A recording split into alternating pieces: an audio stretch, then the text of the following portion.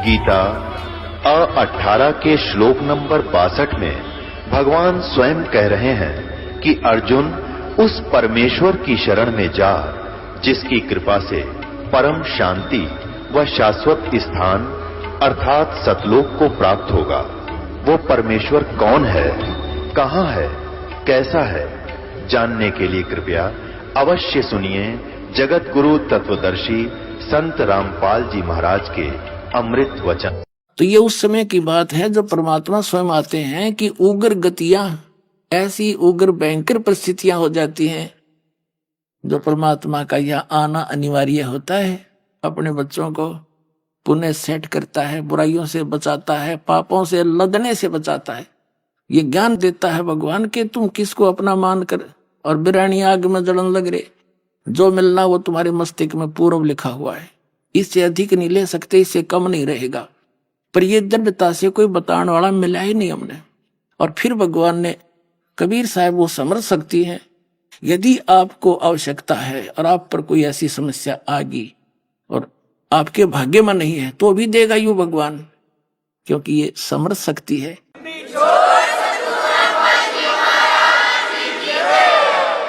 तो इस प्रकार वो शांति स्थापना के लिए आता है। तो उसका वर्णन करें प्रत्येक युग में।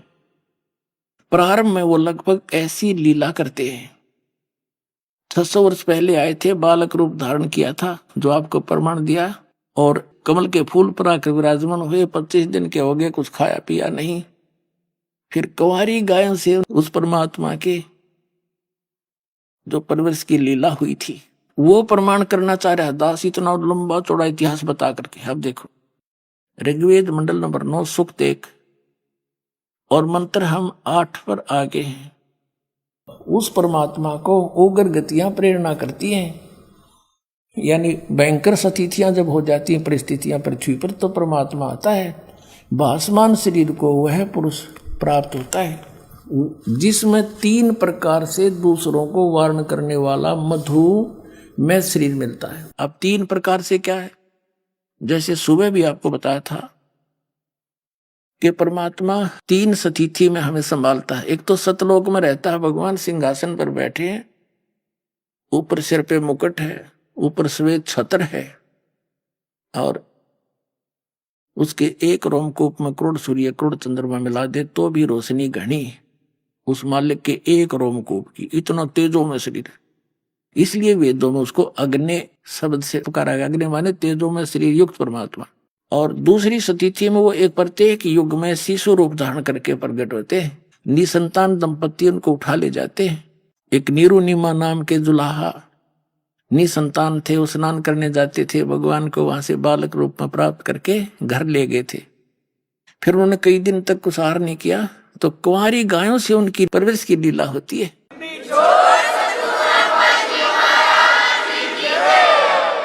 तो ये तो दूसरी प्रकार का। फिर वो भगवान लीला में शरीर से बड़े होते हैं। 5 वर्ष की आयु में ही बड़े बड़े विद्वानों के छक्के छुड़ा देते हैं। महर्षि रामानंद जी 1 नंबर के विद्वान माने जाते थे। 1400 शिष्य बना रखे थे ऋषि ब्राह्मण, जो उनके शिष्य होकर प्रचार किया करते थे। उसके छक्के छुड़ा दिए थे ज्ञान में, वेदों और गीता के आधार से। तो बचपन से ही वो अपना ज्ञान प्रचार शुरू कर देता है। फिर तीसरी स्थिति में कहीं पर भी साधु संत का रूप बनाकर ऋषि का, जैसे महात्मा का, बाबा जी का, अपने आकर के पुण्यात्माओं को मिलते हैं, उनको ज्ञान देते हैं और उनको अपने से परिचित करा करके और अपने ज्ञान का आधार बनाकर उनको आगे प्रचार के लिए प्रेरणा देते। तो अब हम प्रसंग चल रहा है कि जो दूसरी स्थिति का शरीर वो प्राप्त करते हैं, शिशु रूप धारण करके आते हैं। उस समय उस पूर्ण परमात्मा की परवरिश की लीला कुंवारी गायों से होती है, जो वेद बताते हैं। और जिनने ये लीला की है, तो who is God? Kabir is God, वही गॉड जिसकी वेद लीला बताओ और जिसने ऐसी कर रखी है। ऋग्वेद मंडल नंबर 9 सूक्त 1 मंत्र 8 हमने पढ़ लिया कि 3 दूसरों का वर्ण करने वाला, 3 प्रकार से दूसरों को वर्ण करने वाला मधु में शरीर मिलता है। अब ये दूसरी प्रकार का शरीर है उस अमर परमात्मा को, पूर्ण परमात्मा को, जो शिशु रूप धारण करके आता है। सब अभी अधन्या, अधन्या माने बिना धनाई, धेनु माने गाय, बिना धनाई यानी अभी अधन्या पूर्ण रूप से, यानी अभी अधन्या का अर्थ है कुंवारी गौओं, उस गौएं उस तृप्ति करती है, तृप्त करती है। दूसरे शब्दों में ऐसा समझे कि उस परमेश्वर को जो शिशु रूप धारण करके आता है, कुंवारी गायों से उसकी परवरिश होती है, उसको तृप्त करती है। इति सिद्ध, अर्थात उस परमात्मा के परवरिश की लीला कुंवारी गायों के द्वारा होती है। तो पुण्यात्माओं, ये लीला किसने की आपके रूबरू कर दिया कबीर सागर के अंदर, कि कबीर साहब ने 600 वर्ष पहले यही लीला की थी, कुंवारी गायों से उनकी परवरिश की लीला हुई थी। तो who is God? Kabir is God.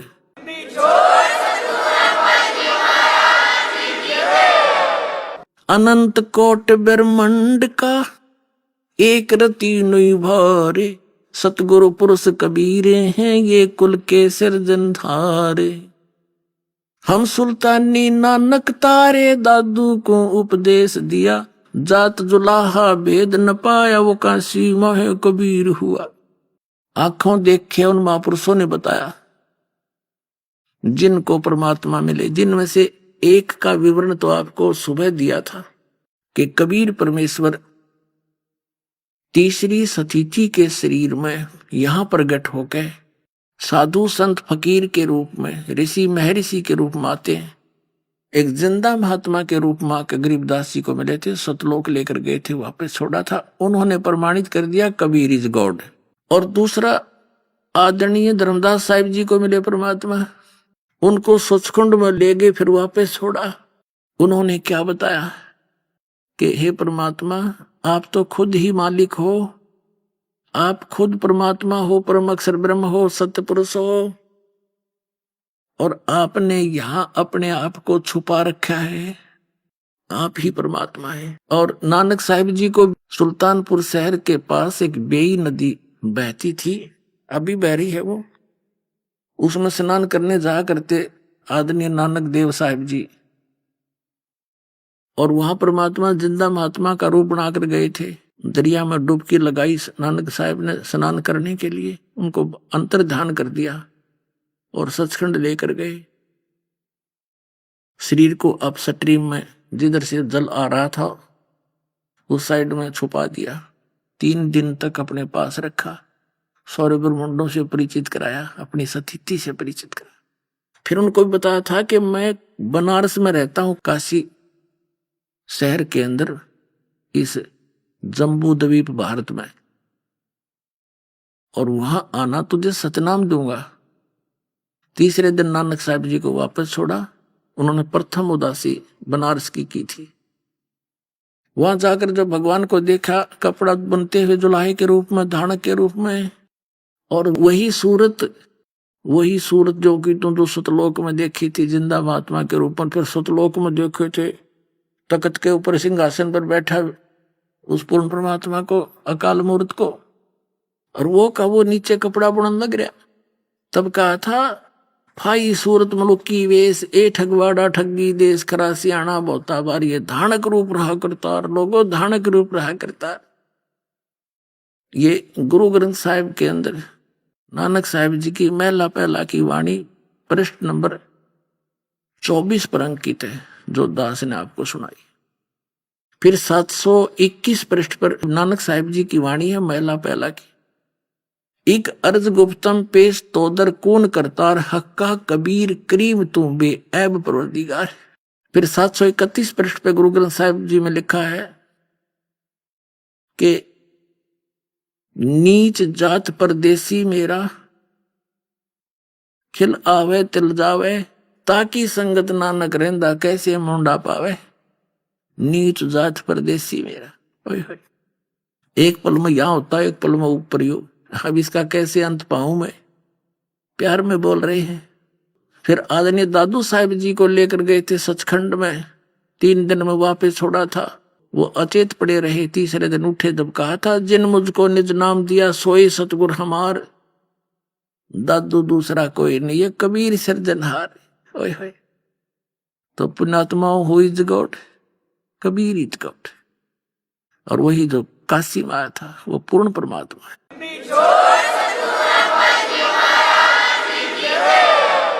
अब जैसे आज दिन में प्रसंग चला था कि काल भगवान जो यहाँ का मालिक है, जो केवल दुख दुख दे सकता है, सुख नहीं दे सकता। हम उस ब्रह्म की पूजा करा करते थे, हम उसको निराकार मानकर उसी पर आश्रित थे। ये ऋषि महर्षि जितने भी देव, इवन ब्रह्मा विष्णु महेश जी भी इसी की पूजा करते थे। इसने प्रतिज्ञा कर रखी है कि मैं किसी भी साधना से किसी को दर्शन नहीं दूंगा। श्रीमद् भगवत गीता अध्याय नंबर 11 के श्लोक 47 और 48 में गीता ज्ञान दाता ये काल है, ये ब्रह्म है, जो 11वें अध्याय के 32वें श्लोक में कहता है कि अर्जुन मैं काल हूं और अब प्रवृत्त हुआ हूं इन सब का नाश करने के लिए। श्री कृष्ण तो पहले ही थे, श्री कृष्ण अगर बोल रहे होते तो ये कैसे कहते मैं अब प्रवृत्त हुआ हूं। वो ऐसी लीला करता है, सामने नहीं आता और अन्य रूप बना करके वो सब लीला कर देता है। श्री कृष्ण में प्रवेश करके महाभारत का नाश करवा दिया उसने। कृष्ण जी नहीं चाहते थे युद्ध हो, अर्धे से मना कर दिया था उन्होंने, और युद्ध ना करने की भी कसम खा ली थी। तो इस काल ने कहा है 11वें अध्याय के 47 और 48 श्लोक में कि अर्जुन ये मेरा वास्तविक रूप है जो तूने देखा, मैं काल हूं, और मेरी इस रूप का दर्शन ना तो पहले किसी ने हुए तेरे से अतिरिक्त ना और आगे कोई कर सकता, ना किसी वेदों में वर्णित विधि से, ना किसी यज्ञ से, ना जप से, ना तप से मेरे स्वरूप के दर्शन नहीं कर सकता। इति सिद्धम, वेदों में वर्णित विधि से, वेदों वाला ज्ञान गीता जी है ही, तो उनसे किसी भी क्रिया से इस ब्रह्म की प्राप्ति नहीं। ऋषि महर्षियों ने कुछ ओम नाम का जाप किया, फिर हठ योग किए, समाधि लगाने की चेष्टा की, उसे सिद्धियां तागी, प्रभु पाकी एक दूसरे तो ज्यादा सिद्धि दिखा गए, लेकिन भगवान नहीं मिला। इन्हें निराकार बता दिया, भगवान निराकार दिखता है को नहीं। कबीर साहब कहते हैं खोजत खोजत था किया, खोजते खोजते थक गए, अंत कहा बेचून, आखिर में कह दिया निराकार है। भगवान साकार है, सब सदग्रंथों में प्रमाण दे दिया दास ने। तो कहने का भाव यही, इसने कहा किसी को मैं दर्शन नहीं देता।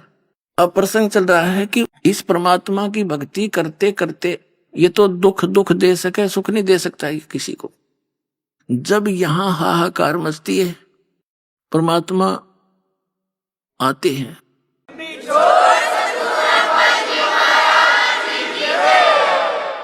जैसे 600 वर्ष पहले परमात्मा आए थे, उस समय धर्मदास जी को मिले थे और धर्मदास जी से कहा था कि धर्मदास मेरा और इस काल का वचन है कि कलयुग में, इसने कहा जी कितने जीव ले जाना, मैं कोई बाधक नहीं बनूंगा।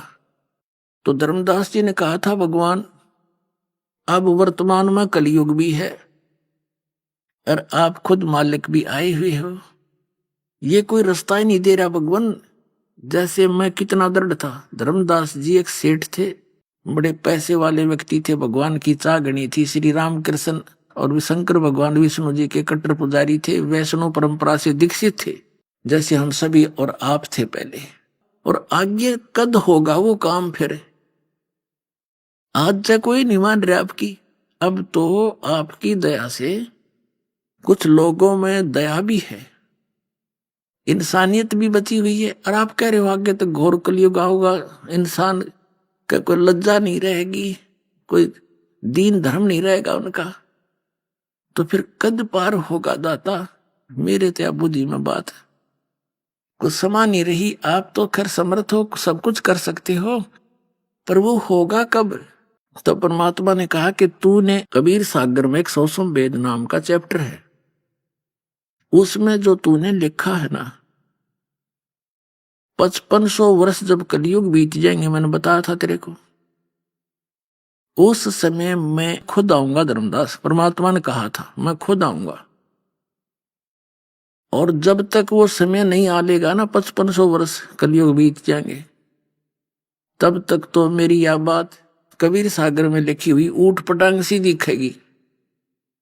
और जब वो ठीक का समय आ जाएगा, निर्धारित समय आएगा, तब धर्मदास ये सारी साची होंगी जो मैं आज तुझे बताया।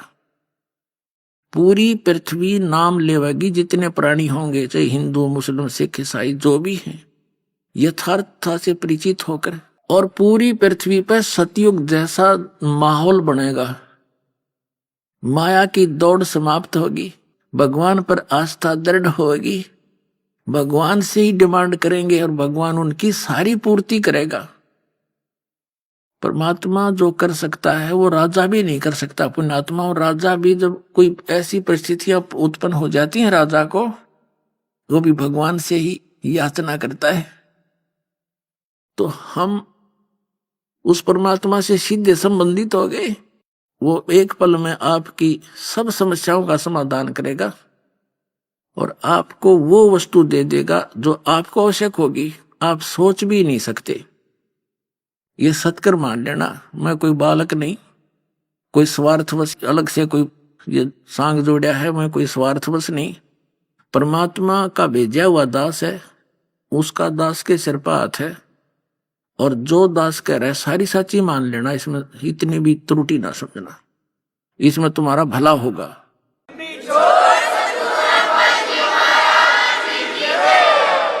तो वो दिखाते हैं, थोड़ा सा आपको आपकी आत्मा में दृढ़ता आवेगी। एक 10-20 मिनट का सत्संग बड़े प्यार से सुनना।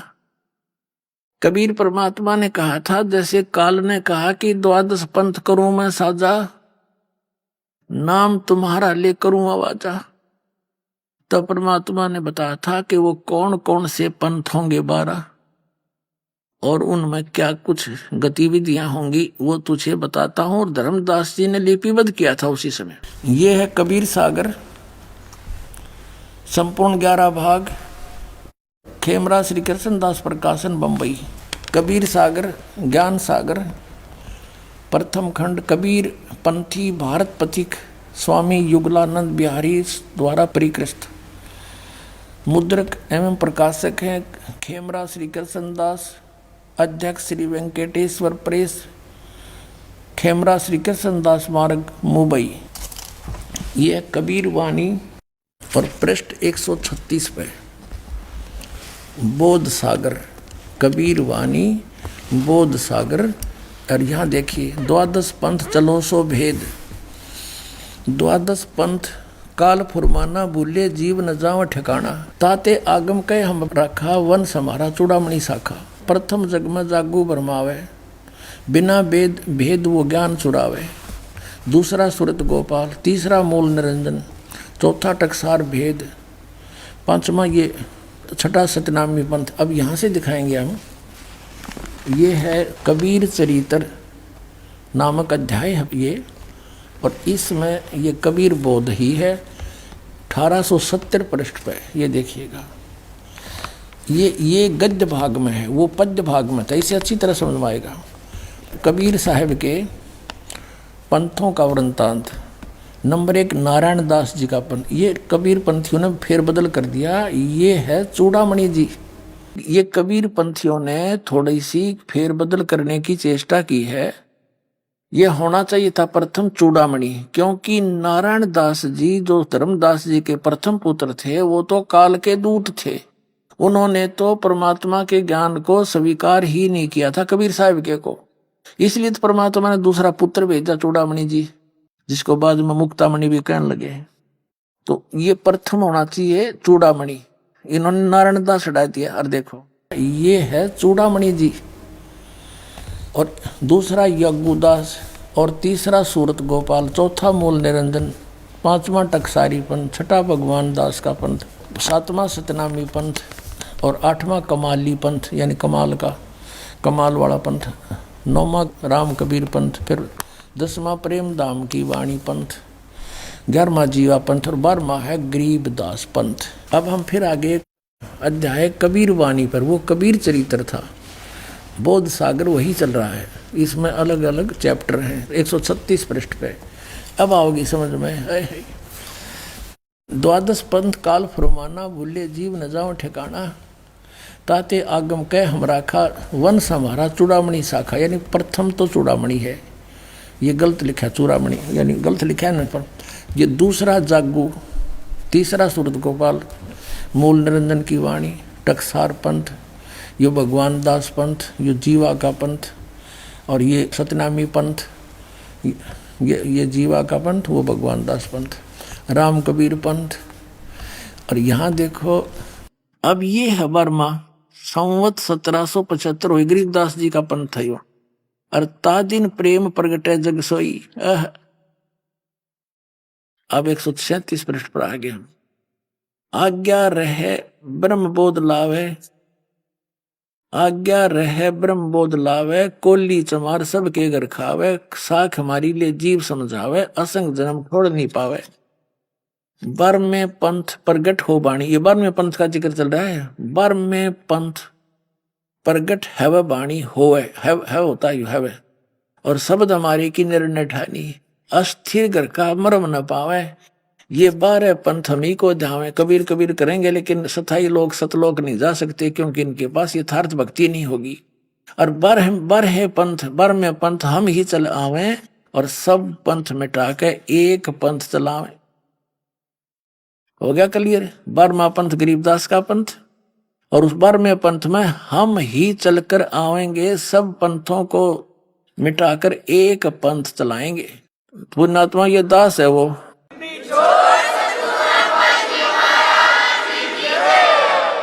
परमात्मा नहीं आए, अपना दास भेज दिया, सिर पर पंजाब उनका जो कहते हो सो छल छिद्र करें, वह स्वयं अपनी लीला को छुपा कर सब काम कर जाते हैं, उनको पहचान नहीं सकते भगवान है मानस था। जैसे आज तो 600 वर्ष पहले जो लीला माल्य कर गए थे, उन्होंने कोई सपने में भगवान नहीं मान सकते, परंतु तो भगवान थे ही थे। आज सारे गुण प्रकट हो गए। तो परमात्मा ने कहा था कि 12वें पंथ में हम आएंगे। ये गरीबदास पंथ में प्रकट हुआ वाणी। गरीबदास जी को परमात्मा सचखंड लेकर गए, उनको वापस छोड़ा, उनके अंदर अपना यथार्थ ज्ञान फीड कर दिया जो दास के पास उपलब्ध है। वैसे तो गरीबदास पंथ में सबके पास उनकी वाणी उपलब्ध है, लेकिन वो समझ नहीं सके उसको, उनको कख नहीं पता। गरीबदास पंथ वाले तो कबीर साहब को और गरीबदास जी को विष्णु जी का अवतार बताते हैं। बता खाक ज्ञान उनका, प्रमाण दिखाएंगे आपको समय आने पर। तो यह पता है कि ये 12 पंथ हमी को जावे, अस्थिर घर का मरम नहीं पावे, और साख हमारी ले जीव समझावे, असंग जन्म ये छोड़ नहीं पावे। 12 पंथ, इवन गरीबदास पंथ वाले तक। गरीबदास जी का पंथ चल लिया तभी वाणी प्रकट हुई, और वो स्थायी स्थान पा ही नहीं सकते। फिर बताया कि उस गरीबदास का जब पंथ चल चुका होगा और 5500 वर्ष कलयुग बीत चुका होगा, तब ये बात सारी सेट होंगी, उस समय करेंगे हम। तो बर में पंथ हम ही चलावे और सब पंथ मिटा के एक पंथ चलावे। तो दास का निकास उस बर में पंथ गरीबदास जी से हुआ है, गांव छुड़ाने वाले से। मेरे पूज्य गुरुदेव जी वहां जाया करते थे। फिर मुझे एक दिन उन्होंने स्पष्ट कह दिया था कि मैं जब सतलोक चला जाऊं उसके बाद छुड़ानी में मत आना। तू यहाँ के लोग उस ज्ञान के गाहक नहीं है, ग्राहक नहीं है। तो उसके बाद दास ने वहां झांक्या भी नहीं, जाकर आदेश हुआ उसी टाइम छोड़ दिया था। तो कहने का भाव यह है कि गरीबदास पंथ से दास का निकास है। और अब आपके समक्ष है और दिखाता हूं। अब कहता है ना, बार में पंथ प्रगट हो बाणी, शब्द हमारे का निर्णय ठानी। ये असंग जन्म छोड़ नहीं पावे, ये 12 पंथ हम ही को जावे, कबीर कबीर करेंगे, लेकिन इनके पास मूल ज्ञान नहीं होगा, क्योंकि वो हमने छुपा रखे हैं। क्या बताया आगे परमात्मा ने, देखिए ये कबीर बानी बोध सागर 137 पृष्ठ पर पढ़ रहे हैं। बर में पंथ हम ही चल आवे, सब पंथ मिटा के एक ही पंथ चलावे। अब कहते प्रथम चरण कलयुग निर्याना, तब मगर मांडो मैदाना। अब यहां स्पष्ट कर दिया भगवान ने, कबीर साहब ने, कि प्रथम कलयुग का वो चरण होगा जब मैं मगर से सह शरीर कोई लीला करूंगा। वहां पे सह शरीर गए थे मगर से, तो वो तो प्रथम चरण। और पुण्यात्मा अब चल रहा है बीच का चरण है, बीचली पीढ़ी अब है। जब 5500 वर्ष बीत जाएंगे तब बीचली पीढ़ी आओ। लास्ट में अंतिम चरण, उसमें तो कृत गणी जीव हो जाएंगे, भक्ति करेंगे नहीं, और सब मांसाहारी बकवादी लोग हो जाएंगे। कोई कलम का लिखा मानेगा नहीं। आगे हजारों वर्षों के बाद की बात है ये। अब तो एक बार पुनः सतयुग जैसी सतिथि होगी एक बार इस पूरी विश्व में। परमात्मा का आदेश है, उसका हुक्म कोई टाल नहीं सकता। जो उसने बोल दिया फाइनल है। जो सारे ब्रह्मांड उसके एक वचन से चल रहे हैं।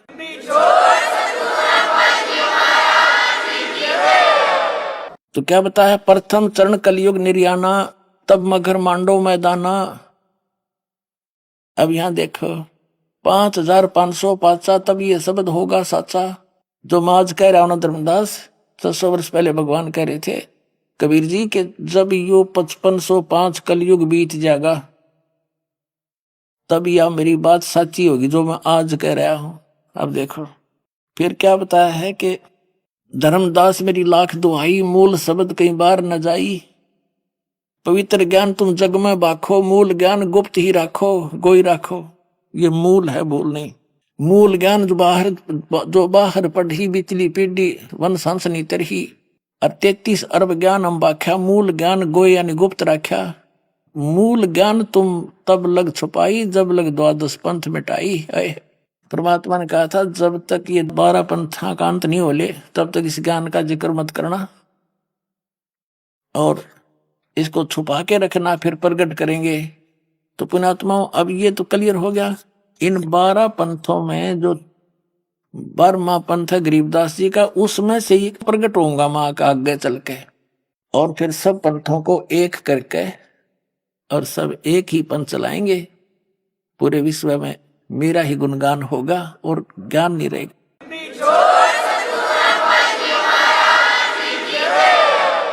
अब यहां देखिएगा, अब कबीर बानी 134 पृष्ठ पर हम पढ़ेंगे। फिर अब यहां देखो, इसमें 13वें वंश का जिक्र है। प्रथम वंश उत्तम, ये चूड़ामणि।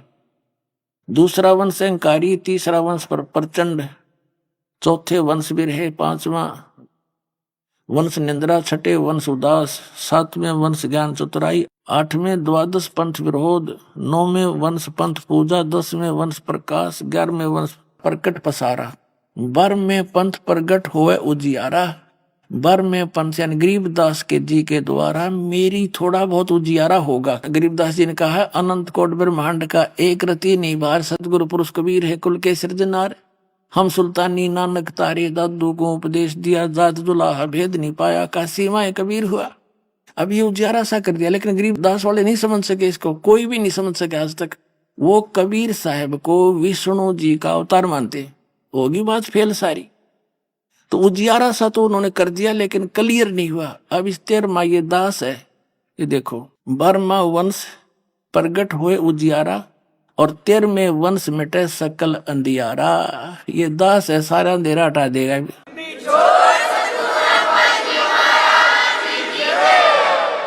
कबीर साहब ने कहा है कि 9 मन सूत उलझिया, ऋषि रहे जखमार, और सतगुरु ऐसा सुलझा दे उलझे ना दूजी बार। इस कलयुग में भक्ति ज्ञान तो उलझे नहीं का, कोई भक्ति करियो चाहे ना करियो, और करेंगे भगवान का आदेश है करेंगे।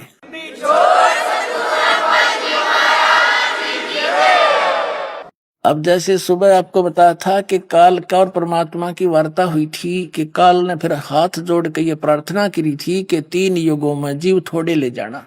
तो परमात्मा ने कह दिया था ठीक है, जैसे तू 3 युगों में सतयुग त्रेता द्वापर में कम ले जाऊंगा। और चौथे युग में जब कलयुग आओगा, जब काल ने कहा था जाओ जोग जीत संसारा और जीव न माने कहा तुम्हारा। कबीर सागर के अंदर बोध सागर और ये सत्संग वेद बोध है। इसमें इसके 121 पृष्ठ पे यहां लिखा है सतयुग त्रेता द्वापर माही, तीनों युग जीव थोड़े जाही। निरंजन ने परमात्मा से वचन दिए थे। चौथा युग जब कलयुग आई तब तो शरण जीव बहु जाई, ऐसा वचन हर बोए दीजिए तब तुम संसार गौन ही कीजिए। अब परमात्मा ने कहा था अरे काल पर पंथ पसारा, तीनों युग जीवन दुख डारा, बिनती तोरी लीन में मानी, मोह को ठगे काल अभिमानी। चौथा युग जब कलयुग आई तब हम अपनो वंश पठाई, काल फंथ छूटे न लोई, सकल सृष्टि परवानी खोई। घर घर घर घर देखो बोध विचारा, सतनाम सब ठोर उचारा। अपन आत्माओं, ये ज्ञान गंगा नामक पुस्तक परमात्मा के बच्चे अपने बहन भाइयों के पास एक संदेश वाहक बनकर भगवान के पहुंचा रहे हैं। और आज तक हमने सारी चीज व्यक्ति देखी थी, पर जैसे अब ये ज्ञान गंगा वितरित की जा रही है ना, हमने कोई पुस्तक वितरित होती नहीं देखी। हम अभी 60 साल के हो लिए थे। ये सत्कर मान लियो, परमात्मा का कराया सारा कार्य है। घर घर में चर्चा हो रही है इस परमात्मा के ज्ञान की।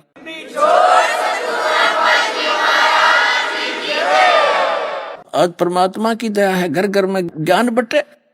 ज्ञान तो हम कितने लिया करते, दुकाना बाजार जाकर दोगुने तगने चौगुनी कीमत दे के, अरे ये फ्री के तुल दे रहे हैं बच्चे भगवान के। अब देखो घर घर देखो बोध विचारा, घर घर परमात्मा की महिमा का विचार होगा, ज्ञान का। और सतनाम सब ठोर उचारा, सब जगह सतनाम का दिया जाएगा, सब जाप किया करेंगे। 8 साल 9 साल के बच्चे को हम उपदेश दे देते हैं, अभी तक इसकी छींट भी नहीं लागने दी थी। परमात्मा ने सतनाम है क्या चीज, ये राधा स्वामी धन सतगुरु, और ये कबीर पंथी 12 पंथ, धर्मदास जी के वंशज जो दामा खेड़ा वाले या जितने भी गदियां वाले कबीर पंथी हैं, ये जम्मू वाला जो मधुपर वंश जैसे, इन्हें कख भी नहीं पता सतनाम क्या है। ये 2 अक्षर का है सतनाम, जिसमें एक ओम और एक तत्शब्द गुप्त है जो दास आपको देता है।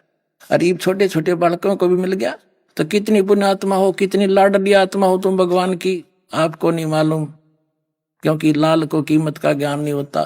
ये दास सब जोरी है, आपकी कीमत से परिचित है। आप आम आत्मा नहीं हो, उस परमात्मा की विशेष आत्मा हो। अब देखो, और घर घर देखो बोध विचारा, घर घर परमात्मा की महिमा का विचार होगा, ज्ञान का।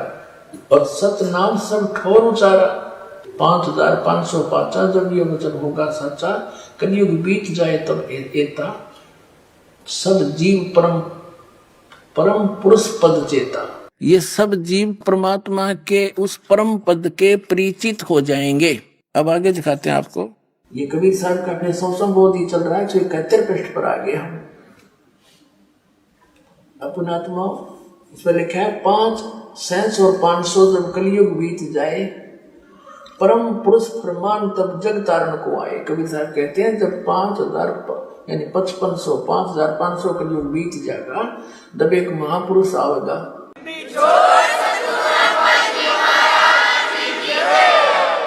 अपना आत्मा परमात्मा आए थे कबीर परमेश्वर, उसमें अपनी महिमा आप बताया करते, उन्हें जाननिया कोई दूसरा नहीं था। कुछ महापुरुषों को सचखंड लेकर गए, वापस छोड़ा, फिर उनके गवाह बने थे, संख्या में बहुत ही कम थे। आप आरती आप साजे, आप किंगर आप बाजे, आप ताल झां जनकारा, आप नचाप देखन आ रहा, कह कबीर से आरती गाऊं, आप मध्य आप सुनाऊं। तो अपनी महिमा हमने आप बतानी पड़े है। ये दास उस परम पिता का भेजा हुआ वो हंस है, जो आप सबको पार करने का एक मंत्र देगा। पार तो करेंगे कबीर साहब, लेकिन दास आपको वो जड़ी दे देगा जिसके प्रयोग से आपको यहाँ भी सुख और पूरे परिवार की रक्षा करेगा। भगवान आपकी सब दुखों को दूर करेगा आपका पहले, और फिर सतलोक ले जाएगा, जहाज में बैठा के ले जाएगा आपको। ये याद रखना बात।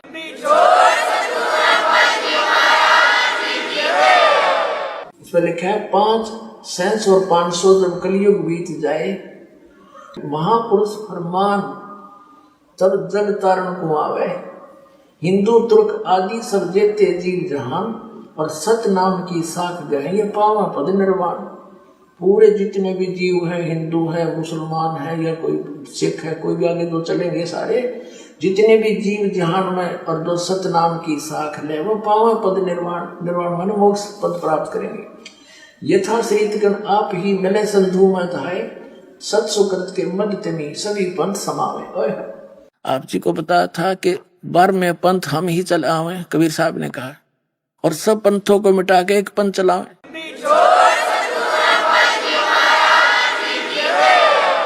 अब यहां बता दिया कि जो एक पंथ चलाया जाएगा वो यथार्थ और सुकृत पंथ होगा, वो सत सुकृत पंथ होगा, सच्चा निर्मल।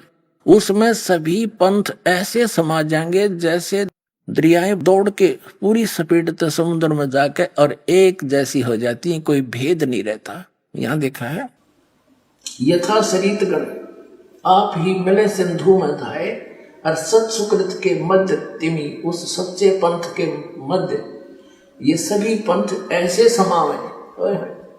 जब लग पूर्ण हुए नी ठीके को तीथी वार, तत् कपट चातरी तब लो ये सब संवेद निर्धार। अब धर्मदास जी मायूस हो रहे थे कि भगवान आज तो इतनी बिजली गिर रही, कोई मानता नहीं आपकी बात ने, तो फिर कौन मानेगा। परमात्मा ने कहा जो तूने सौ संवेद में लिख दिया ना धर्मदास, यह उसमें सच्ची होगी मेरी बात। जब 5500 वर्ष कलयुग बीत चुका होगा तब तक तो ये वाणी निराधार और ऊट पटांग सी दिखेगी।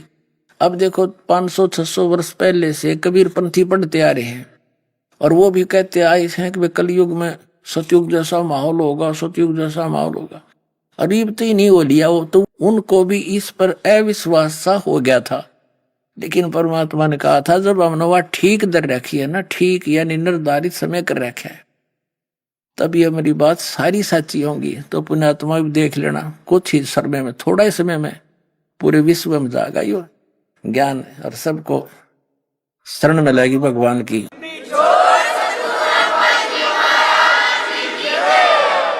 जब लग पूर्ण हुए नहीं ठीके को तिथि वार, ठीक का यानी निर्धारित समय का, तब तक कपट चातरी तब लो, तब तक ये लोग कपट और छल कपट कर रहे हैं बेचारे। अब मेरा सौ संवेद निर्धार, ये सौ संवेद में जो ज्ञान लिखा जा रहा है तेरे द्वारा मैं बोल रहा हूँ, ये तब तक तो निराधार दिखाई देंगे मेरे वतन वैसे कह रखा है। अब कब आओगा वो दिन। और एक अनेक हो गए, एक से अनेक बना दिए, काल में नारू नारू पंथ बना दिए, मध्य बना दिए। कहते पुनः अनेक हो एक, वो सारे फिर एक हो जाएंगे दोबारा। और हंस तरह सतलोक सब सतनाम की टेक, सतनाम के सारे सारे जो सतलोक हंस सतलोक जाएंगे। और घर घर बोध विचार हो दुर्मति दूर बहाए, और कलयुग में सब एक हो सोई बर्त सहज छुपाए। यानी उस कबीर परमेश्वर की शरण में आ जाएंगे इस दास के माध्यम से नाम लेकर, और सभी की आत्मा निर्मल हो जाएगी। अपने आत्माओं छोटे छोटे बच्चे भी इस नाम को प्राप्त करके चिंतित होते हैं, बार बार पूछते हैं महाराज जी मेरा नाम तो खंडित नहीं हो गया, ऐसे मेरा बीड़ी का हाथ लग गया था। तो पुण्यात्माओं यो तो आ गया सतयुग, थोड़े दिन में देख लेना। और बच्चा कभी सारंग चिड्डा कर कभी गलती ना करे हुए, तो इतना भय हर एक व्यक्ति भाई बहन जो मर्यादा बताई है, क्योंकि समाज ऐसा है हमारा भी, उनको ये ज्ञान नहीं, वो अपने उस परंपराओं पर दृढ़ हैं, लेकिन उन्हीं के अंदर आप जी ने रहना है। फिर भी कोई गलती होने की शंका होती है तो भयभीत हो जाते हो। कुछ दिनों में हमारी अधिकता हो जाएगी और वो भी हमारी बात को मानने शुरू कर देंगे, तो फिर सबको भय बनेगा इस बात का कि भगवान नाम खंड नहीं होना चाहिए, और चाहे कुछ भी हो जाए ये एक असली धन है। और ये सही रह गया था आपके घर में भी सुख, शरीर में भी सुख और मोक्ष प्राप्ति होगी, तो आपके बच्चे भी सुरक्षित रहेंगे। तो इसे धन ने कौन खोएगा? महामूर्ख। और मूर्ख ही बामरा कोई नहीं, क्योंकि ज्ञान सही हो गया। अब देखो सब ही नारी नर शुद्ध, सब कपट छोड़ के बुराई त्याग देंगे सब नर नारी। और जब ठीक का दिन आवंत, और कपट चातुरी छोड़ के वो शरण कबीर गहनत।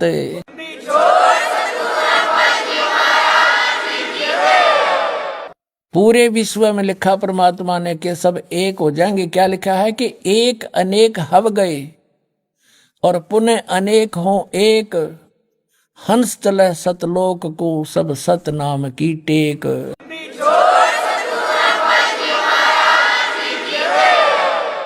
एक से हम अनेक बना दिए काल ने, हिंदू न्यारे, मुसलमान अलग, सिख न्यारे, ईसाई अलग से और नरे धर्म बना दिए, और ये मजहब पंथ गणे बना दिए।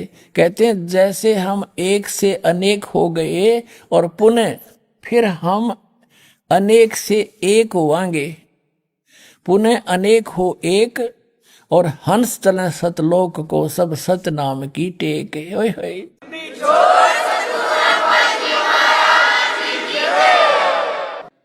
सब में सहज सुबह माने कोई भी छल कपट नहीं करेगा। जैसे सतयुग जैसा माहौल होगा, सब प्यार से रहा करेंगे, भगवान से डरने वाले होंगे हैं, और दुखी की मदद किया करेंगे अपने भाई बहन की, जो भी कोई दुखी दिखेगा। जैसे आज से 50 वर्ष पहले हम देखा करते थे, गांव में कोई भी किसी को किसी प्रकार का कोई आर्थिक भी दुख होता तो गांव के व्यक्ति तुरंत पहुंच जाया करते और कहा करते, भाई चिंता ना करिए, तुम्हारा भाई बंद है, किसी चीज का भाव नहीं रहने देंगे, और उसका दिल खुश हो जाता था। तो ऐसी स्थिति फिर से आएगी अब, और तभी हम मानव होंगे ना। तो पशुओं जैसा कर्म है, उसके मिलावट कर दिया, उसको झूठ बोल दी है, वहां पर अटपट कर दिया, मन में दोष रखे, किसके लिए? अपने बच्चों को सुरक्षित रखने के लिए, उनको सेठ बनाने के लिए। कल आप भी मर सकते हो, बच्चे भी चले जाओ, फिर वो क्या काम आया आपका धन? 2 नंबर से जोड़ा हुआ है। और भगवान देगा अपने, इतना सुख दे देगा, सत्कर्म मानना, क्योंकि ये कलयुग है।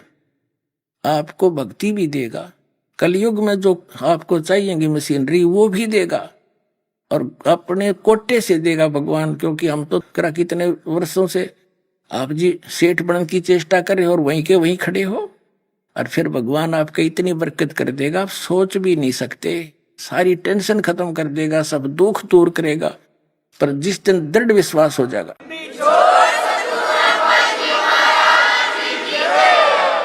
परमात्मा कहते हैं, भाई कह कबीर सुनो भी साधो, मैं तो हूं विश्वास में।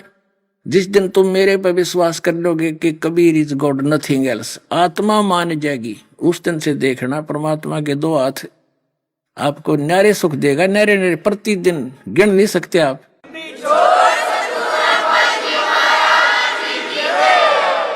कि घर घर बोध विचार हो, मेरे ज्ञान का घर घर चर्चा चलेगी, और दुर्मति दूर बहाए, सबकी दुर्बुद्धि दूर हो जाएगी, हाहाकार मिट जाएगा, माया की दौड़, मिलावट, रिश्वतखोरी, आपस में लड़ाई खींचातानी, ये दुर्मति दूर बहाए, और कलयुग में एक होकर सब बरतें सहज शोभाए।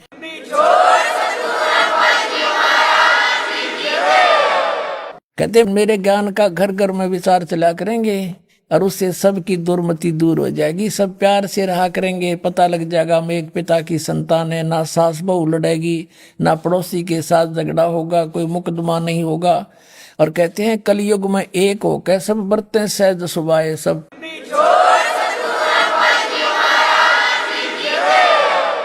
वो सत्सुकृत पंथ का जो प्रवर्तक होगा वो कबीर परमात्मा ही जानो, और सबको एक समान कायदा कानून सिखाएगा, सबको समान दृष्टि से देखेगा। वो है समर्थ सत कबीर, उसको सत कबीर समझ लो, चाहे उसका कृपा पात्र समझ लो। ये दास है पुण्यात्मा, वो आपका समझ में आवत है।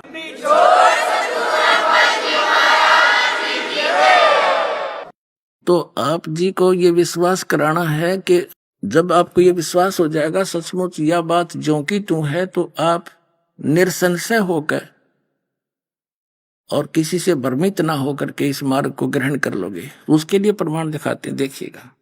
जय गुरुदेव की अमर वाणी भाग 2। अब ये देखो एक मंदिर का लटकटवा दिया, क्या काम होगा इसके मेरे पास है।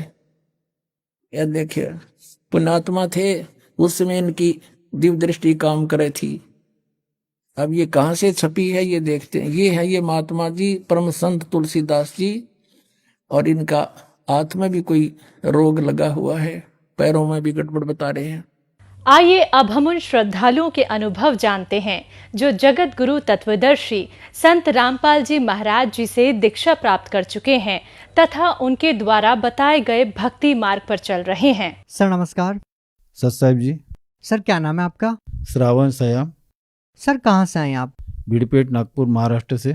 सर संत रामपाल जी महाराज जी की शरण में आने से पहले आप क्या भक्ति साधना करते थे? जी मैं पहले देवी देवता की भक्ति साधना करता था, जो ब्रह्मा विष्णु महेश गणेश जी दुर्गा जी इनकी सेवा भक्ति करता था। सर जब आप पहले से ही पूजा साधना कर ही रहे थे तो फिर आप संत रामपाल जी महाराज जी की शरण में क्यों आए? वो पूजे से कोई लाभ नहीं होता था भगत जी। क्या लाभ चाहते थे आप? लाभ तो कम से कम जो हमारे यहाँ सब बीमार रहते थे, जितनी भक्ति ज़्यादा करते थे उतने ही एक बीमार, दूसरा बीमार, तीसरा बीमार, मैं भी बीमार, पिताजी बीमार। क्या बीमारी थी आपको? ये बुखार आना और कुछ बाहर भीतर का जो जादू टोना वाला वो भी प्रकार बहुत चलता था हमारे इधर। आपको संत रामपाल जी महाराज जी के बारे में कैसे पता लगा? एक संत रामपाल जी के शिष्य ने मुझे एक ज्ञान गंगा किताब दी, तो मैं वो किताब पढ़ी, उसमें पूरा सारा देखा, एक बार नहीं 2 बार पढ़ा। फिर वो सृष्टि रचना मुझे समझ में आ गई। उसके बाद मैं कुछ मेरे प्रश्न भी थे कि भाई गजानन महाराज जी है तो वो तो कभी ये बताते नहीं कि ये छोड़ो वो छोड़ो, साईं बाबा है उन्होंने कभी बताया नहीं। तो मैंने फिर तत्वदर्शी संत रामपाल जी महाराज जी का सत्संग देखना चालू किया। उसमें साईं बाबा का एक चैप्टर गुरु जी बता रहे थे, संत रामपाल जी महाराज सत्संग में बता रहे थे कि एक साईं नाम का संत हुआ, वो फिर साईं बाबा कहलाया, तो उन्होंने तो पानी पे दिए लगाए। तो मैं गौर से सुन रहा था, तो मैंने बोला पानी पे तो दिए लगाए थे, तो और गौर से सुन रहा था। तो गुरु जी अपने रामपाल जी महाराज ने, संत रामपाल जी महाराज ने बताया साईं बाबा ने जो दिए लगाए 1 साल लगाए, उसके बाद तो बहुत साल जिंदे रहे, फिर दूसरे साल नहीं लगाए, तीसरे साल नहीं लगाए। अगर वो परमात्मा होते तो उनके दिए रात आज तक के चालू होते, हर साल लगाते। फिर उन्हें समझा के भी बताया संत रामपाल जी महाराज ने कि ये जो है, ये जो चमत्कार है, ये चमत्कार सिद्धि के भरोसे पे साईं बाबा ने बताया। तो हम ये जादू टोना में ज़्यादा घूमते थे, हमारे घर में ही होता था, तो इसकी वजह से मेरे को भी थोड़ा सा नॉलेज आ गया था उनका। अरे मैंने बोला ये तो जादू जंतर वाला ही खेल है, सिद्धि प्राप्त करना बोले तो जादू जंतर वाला ही खेल है ना। तब मेरा कंप्यूटर जला और उसी वक्त मैंने दूसरे दिन तैयारी किया हरियाणा जाने की। सर, संत रामपाल जी महाराज जी से नाम दीक्षा लेने से पहले आप साईं बाबा से बहुत ज़्यादा प्रभावित थे, और जब आपको ये बाद में पता लगा कि ये जो रिद्धि सिद्धि है ये हजारों संत मेहनत करते हैं, तो सर आपको क्या लगा कि संत रामपाल जी महाराज जी का जो ज्ञान है, क्या वो वास्तव में ऐसा ज्ञान है जो किसी और संत के पास नहीं है? जी नहीं, अच्छा ज्ञान है। और संत रामपाल जी महाराज जी के पास में जो ज्ञान है वो कोई ऋषि मुनि के पास में नहीं है, यह तो पक्का है। लेकिन सर हिंदुस्तान में लाखों संत महंत हैं, ऐसे ऐसे भी धर्मगुरु हैं जिनके शिष्य लाखों करोड़ों में हैं। सर क्या कहना चाहेंगे? है ना, मगर वो भक्ति जो है वो सही नहीं है। आप ये बात कैसे कह सकते हैं? क्योंकि मैंने ठाकर सिंह महाराज की भी भक्ति ली थी, और अपने जो कृष्ण वाले थे उनकी भी भक्ति कर चुका हूँ मैं शंकर जी की भक्ति जो वो है वो भी कर चुका हूँ, और निर्मला देवी की भी भक्ति कर चुका हूँ। वो निर्मला देवी के साथ में तो मैं लड़ा भी उसके साथ में कि वो कुंडलिनी जागृत करती है, भाई तेरी कुंडलिनी जागृत है क्या? इसके लिए मेरा थोड़ा सा वाद विवाद भी हुआ था। मैंने बोला अगर तेरे इसमें कुंडलिनी जागृत है तो मेरे जेब में कितने पैसे आप बता दीजिए, तब मैं मान जाऊंगा। मगर किसी ने मुझे नहीं बताया, उसको भी छोड़ दिया। सर पहले आप इतने सारे संतों महंतों के पास गए हैं, तो क्या संत रामपाल जी महाराज जी के शरण में जाने के बाद आपको संतुष्टि मिली कि इनसे बड़ा कोई संत नहीं है, इनको पूर्ण ज्ञान है? जी नहीं, संत रामपाल जी महाराज जी के वहाँ हरियाणा में जाने के बाद जब वहाँ का माहौल देखा आश्रम का, वहाँ मैं 3 दिन रहा, सत्संग सुना, और उसके बाद में मैंने दूसरे दिन यानी पहले दिन सत्संग सुना, माहौल देखा वहाँ का, और पूरा सत्संग सुना। तो फिर मैंने सत्संग सुनने के बाद में तुरंत नाम दीक्षा ली। उसके बाद में फिर लाइन में लगा, बहुत बड़ी लाइन थी संत रामपाल जी महाराज जी के दर्शन के लिए। फिर दर्शन किए हमने, दर्शन जैसे किए, गुरुजी ने आए, देखते देखते ऐसे सबके सर पे हाथ आशीर्वाद देते देते तो मेरे भी सर पे हाथ दे दिया। तो मेरे को ऐसा लगा कि मेरा जो शरीर था ऐसा फूल के जैसा हो गया, हल्का, यानी जितने कितने क्या थी तो पता नहीं, तो ऐसा लग रहा था मेरे को कि अरे बाप रे, मेरा शरीर इतना हल्का कैसे क्या हो गया। सर संत रामपाल जी महाराज जी के अलावा जिस भी धर्मगुरु संत महंत के पास आप गए, क्या वहाँ पे आपको ये चीज़ महसूस नहीं हुई? जी नहीं, ये चीज़ महसूस नहीं। और ऐसा मुझे ऐसा कुछ लगा भी नहीं कि वो संतों के पास जाने के बाद में मुझे यार मेरी दारू छूटी हो या मेरे कोई विकार दूर हुए हो, ऐसा कुछ भी नहीं लगा। पर संत रामपाल जी महाराज जी के आश्रम में जाने के बाद उस दिन से आज तक के कभी मेरे को इच्छा भी नहीं हुई, ना खाया ना पिया। लेकिन सर ये बहुत बड़ा सवाल है, क्योंकि जो नशा करने वाला व्यक्ति है, जो नशा करता है, उनके लिए नशा छोड़ पाना बहुत मुश्किल होता है। वो नशा छुड़वाने के लिए नशा मुक्ति केंद्र भी जाते हैं, मेडिकल ट्रीटमेंट भी लेते हैं, फिर भी वो अपना नशा नहीं छोड़ पाते हैं। तो सर संत रामपाल जी महाराज जी की शरण में जाते ही आपका नशा कैसे छूट गया? ये तो पता नहीं, वो परमात्मा है, उन्होंने आशीर्वाद ही ऐसा दे दिया कि मेरे पूरे नशे क्या सभी मांस मटन दारू गुटखा फटका सब छूट गया। सर क्या आपका नशा छुड़वाने के लिए संत रामपाल जी महाराज जी ने आपसे कोई पैसे भी लिए? जी नहीं, 1 रुपया नहीं, 1 टिकली नहीं। सर एक और बात हम आपसे जानना चाहेंगे, संत रामपाल जी महाराज जी के बारे में ये कहा जाता है कि वो देव देवताओं के बारे में टीका टिप्पणी करते हैं या फिर देव देवताओं की भक्ति छुड़वाते हैं। सर इसके बारे में आप क्या कहना चाहेंगे, क्या वाकई में ये सही है? नहीं, टीका टिकली नहीं करते। वो देवी देवता की जो उल्टी भक्ति कर रहे हैं, जो लोग उल्टी भक्ति कर रहे हैं, हम भी करते थे। परमात्मा हमारे, हम तो परमात्मा ही बोलते हैं उनको, संत रामपाल जी महाराज जी को। संत रामपाल जी महाराज यही बोलते हैं कि बेटा ये उल्टी भक्ति जो कर रहे हैं वो सीधी करो, मगर क्या है जनता मानती नहीं है। सर क्या संत रामपाल जी महाराज जी से नाम दीक्षा लेने के बाद आपको कोई लाभ मिला? मेरे को बहुत सारे फायदे हो गए, बहुत। मैंने ज़िंदगी में कभी सोचा नहीं था कि 4 व्हीलर से जाऊंगा, 4 व्हीलर दे दिया। एक मंगा था, 2 दे दिया। फिर लॉकडाउन के अंदर में कोई मटेरियल नहीं मिलता था, इतना लॉकडाउन नागपुर में कड़क था, फिर भी मेरे यहाँ घर में माल छोड़ के चले जाते थे।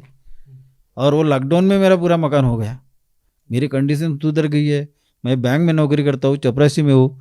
मेरे हर महीने में 3-4 हज़ार लोगों से उधार लेना पड़ता था, वो भी बंद हो गया। आज 1 रुपया नहीं लेता मैं किसी से, बैंक बैलेंस हो गया मेरा जमा। और लाभ तो बहुत है भगत जी। सर आपके हाथ में ये जो मेडिकल रिपोर्ट है, सर ये किस चीज़ की है? जी हाँ, मैं कुराडी ब्रांच में था और सुबह मुझे बैंक खोलना पड़ता था। तो मैं बैंक से जब आया, यानी घर से जब निकला तो थोड़ा देर हो गया था, मैं फास्ट निकल गया। निकलने के बाद में एक ऐसा आड़ा आदमी आ गया, तो उससे बचाने के चक्कर में मैं खुद ही गिर गया। और गिरा तो मेरा पैर की जो राइट साइड की जो हड्डी है, 3 हड्डी टूट गई। ये तो पता ही नहीं था, पर जब गिरा तब मेरी गाड़ी कम से कम 20 फीट, 15 से ज़्यादा है, 20 फीट ऐसी गाड़ी सहित मैं सरपटते गया।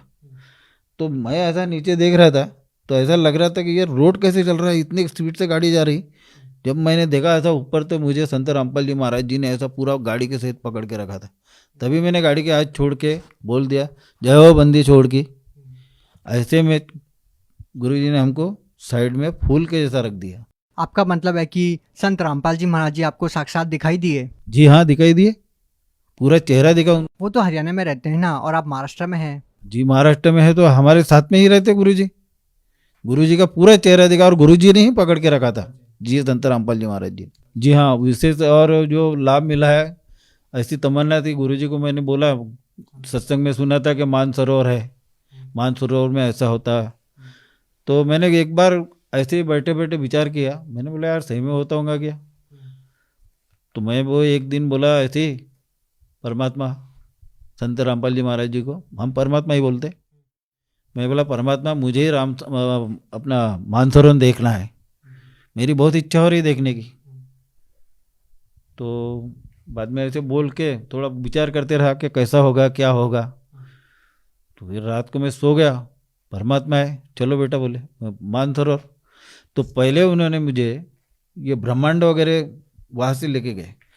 तो ब्रह्मांड के अपने सूरज वगैरह तारे वगैरह ये बड़े बड़े दिखते थे, उजाला उजाला, उसमें से इतने स्पीड से जा रहे थे हम लोग। ऐसा देखते देखते जा रहा था, मैंने पहली बार देखा। फिर हम गए काल के लोग में, तो काल की आंखें ये बड़ी बड़ी थी, ये बड़ा गोल ऐसा आँख ही एक, ये अपनी छतरी के जैसा, और ऐसे डरावने आंखें थी। और उसका चेहरा भी काला काला ऐसा बैठा था दरवाजे ऐसा बिल्कुल। तो देखते बराबर मैं तो घबरा गया। परमात्मा बोले बेटा डरना नहीं, चलो आगे। संत रामपाल जी महाराज बोले डरना नहीं। फिर आगे निकले। आगे निकलने के बाद में वो काल ने ऐसी मुंडी कर दिया, तो यहाँ पे लात दे के परमात्मा आगे बढ़े, उनके पीछे मैं भी निकल गया। उसके बाद में दरवाज़ा खुल जाता है वो उनके पीछे का। आगे जाने के बाद मानसरोवर लेके गए, तो बेटा बोले आप मानसरोवर देखो मैं आता हूँ। तो संत रामपाल जी महाराज जी वहाँ से निकल गए, कहाँ गए तो मुझे पता नहीं। फिर मैं खड़ा रहा, वो मानसरोवर को निहारा इधर उधर से। मैंने बोला यहाँ का मानसरोवर इतना समुद्र से भी ज़्यादा बड़ा दिख रहा है। और मैंने बोला बॉम्बे में देखा तो वो समुद्र की ऐसी लाटें आती है, और यहाँ तो पानी शांत है बिल्कुल। मैं ऐसा आँखों से देख रहा था, तो वो अंदर के पूरे फतरे वगैरह दिख रहे थे, पूरा क्लीन दिख रहा था पानी। तो वो ऐसा जाके झाँका ऐसा, झाँकने के बाद में मैंने बोला मालिक तेरी रजा बहुत है, ये ऐसा पानी तो मैंने कभी ज़िंदगी में नहीं देखा। तो उतने देर में एक आत्मा आई, आत्मा सीधी घुसी वो मानसरोवर में, और ऐसा जैसा फटाका, बड़ा फटाका फूटता है ना, ऐसा फड़ से आवाज़ आया। जैसा भड़ से आवाज़ आया तो उधर सरोवर दिखता था सतलोक का, कंपाउंड ऐसा दिखता था, कंपाउंड जैसा, और सतलोक ऐसा बाजू में था। फिर वहाँ से वो ढोल नगाड़े बजने चालू हो गए एकदम। इधर फटाका फूटा तो उधर बजने चालू हो गए। सब जने आए उधर से, मैं देख ही रहा था साइड में होके। जब आए तो वो आत्मा निकली वहाँ से, नूरी शरीर पूरा, गोरा गोमटा एकदम कोमल शरीर। फिर वो भी आए उधर से और ये भी निकल गए बाहर से। फिर उनको आते बराबर गले वले लगाए, खूब 10-12 लोग थे, और उनको बीच में ले जाके फिर बजाते बजाते लेके गए। हाँ, फिर गुरुजी आए, चलो बेटा बोले, मैं हाथ पकड़ा था एकदम नीचे, बस इतना देखा मैंने। सर, मानसरोवर में आपने जो ये अद्भुत रहस्य देखा और आपने संत रामपाल जी महाराज जी के आशीर्वाद से आपने वो सब देखा, तो सर हम आपसे ये जानना चाहेंगे, आज संत रामपाल जी महाराज जी के प्रति आपकी क्या आस्था है? नहीं, मेरे लिए परमात्मा है, मेरे लिए वो संत नहीं परमात्मा है जी। सर, संत रामपाल जी महाराज जी की जो वेशभूषा है, उनका जो रहन सहन है, वो काफ़ी सिंपल साधारण है। और हम जब समाज में देखते हैं तो संत जटाधारी होते हैं, भगवा वस्त्र पहनते हैं, मालाएं गले में डाल के रखते हैं। तो जो श्रद्धालु लोग हैं, उन लोगों के लिए संत रामपाल जी महाराज जी को पहचान पाना काफ़ी मुश्किल है। सर, क्या कहना चाहेंगे? सर जी, संतों की पहचान उनके ज्ञान से होती है। बड़ी बड़ी माला लगाने से, डालने से, हाथ भर चंदन लगाने से क्या, वो अभी बहुत सारे संत तो ढोल पीटते और नचते हैं, उससे ऐसी पहचान नहीं होती। उनके ज्ञान से ही पहचान होती है। सर जी, ये अभी जो संत है महाराष्ट्र में बोलो और कहीं देखते हैं अपन, जैसे टीवी पे आते हैं, उनको तो नाम दीक्षा देने का भी अधिकार नहीं है। केवल संत रामपाल जी महाराज जी को ही ये नाम दीक्षा देने का अधिकार है। क्यों? कि संत रामपाल जी महाराज 3 बार नाम दीक्षा देते हैं, और भागवत गीता में बताया है उसका कोट, ओम तत् और सत। ये माध्यम से रामपाल जी, संत रामपाल जी महाराज सभी अनुयायियों को 3 बार दीक्षा देते हैं, और दीक्षा देने के अधिकारी वही होते हैं जो सदग्रंथ के आधारित जो ज्ञान बताते हैं, और उनसे नाम दीक्षा लेकर मानव पार हो सकता है। ये मैंने मानसरोवर में देख चुका हूँ, वहाँ की आत्मा देख चुका हूँ, वहाँ के लोग देख चुका हूँ, और उन्हीं के भक्ति से मानव का कल्याण होगा, ये मैं दावे के साथ कह सकता हूँ। सर, अगर कोई व्यक्ति संत रामपाल जी महाराज जी से नाम दीक्षा लेना चाहता है तो वो उनसे नाम दीक्षा कैसे ले सकता है? सर जी, संत रामपाल जी महाराज जी की नाम दीक्षा लेना बहुत आसान है, ज़्यादा कठिन नहीं है। सभी टीवी चैनलों पे संत रामपाल जी महाराज जी के सत्संग आते हैं। वहाँ पे जो पीले कलर की पट्टी चलती है, वो पट्टी पे नंबर आते हैं, वो नंबर पे आप कांटेक्ट करो तो आपके नज़दीकी नामदान सेंटर का कांटेक्ट आपको मिल जाएगा। अभी तो संत रामपाल जी महाराज जी के नामदान सेंटर हर ज़िले में खुले हुए हैं, और नामदान सेंटर की ये जो नामदान लेना है तो अभी ये ऑनलाइन भी नामदान मिल जाता है। उनसे नाम दीक्षा लेके अपना और अपने परिवार का कल्याण कराइए। जी, धन्यवाद जी। सत्साई।